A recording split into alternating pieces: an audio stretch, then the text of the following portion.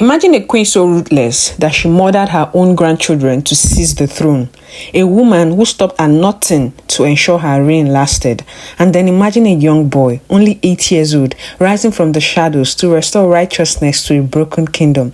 This is the incredible story of Queen Athaliah and King Josiah, a tale of power, betrayal, and redemption. Stick with me because this story will leave you in awe. And if you love biblical content that strengthens your faith, make sure to hit that subscribe button so you don't miss out on our upcoming videos. Our story begins with a name that sent chills down the spine: Athaliah, the queen who could do anything for power. Athaliah was the daughter of King Ahab and Jezebel. Yes, that Jezebel you know. With wickedness running in her blood, she married Jehoram, the king of Judah, and together they ruled in rebellion against God. But when her son Ahaziah was killed in the battle, Athaliah saw an opportunity. Instead of mourning, she did something quite unthinkable. She ordered the execution of every royal blood, including her own grandchildren. Why? Because if there was no heir, the throne is hers. And just like that, she seized control of Judah, becoming the only woman to rule as queen. For 6 long years, she reigned with an iron fist, bringing idol worship and wickedness into the land. It seemed as though the line of David, the bloodline leading to the Messiah, has been completely wiped out. Or so she thought. But Athaliah's plan wasn't as perfect as she believed. Unknown to her, one baby had survived, her grandson, Joash. His aunt, Jehosheba, a faithful woman of God, had rescued him and hid him in the temple of the Lord, away from Athaliah's grasp. For 6 years, Joash was raised secretly under the protection of the high priest, Jehoiada. And then the time came. In the 7th year, Jehoiada gathered his men, the priest and the royal guards. This temple was filled with tension. They crowned Joash as the rightful king of Judah and anointed him before the people. And when Athaliah heard the sound of joy, she rushed into the temple in rage, but it was already too late.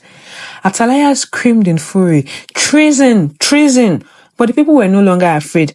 They saw the true king standing before them. Jehoiada commanded the guards to seize her.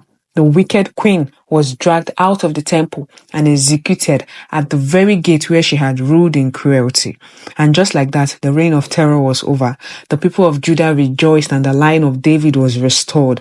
Joash, only 7 years old, had now become king. But our story doesn't end here. Many years later, another boy king would rise in Judah, King Josiah. Josiah was only 8 years old when he took the throne, inheriting a nation that had fallen back into corruption. Unlike his ancestors, Josiah had a heart of gold. At just 16, he began to seek the Lord. By age 20, he led a revival that would change the course of Judah's history forever. One day, while repairing the temple, the book of the law was found, a book that has been lost for generations. When Josiah heard its word, he tore his clothes in sorrow. He realized just how far the people had strayed from God. Without hesitation, Josiah made a bold step. He destroyed every idol. He tore down altars to false God, and he led the greatest spiritual revival in Judah's history. Because of his unshakable faith, God promised that disaster would not come to Judah during his lifetime.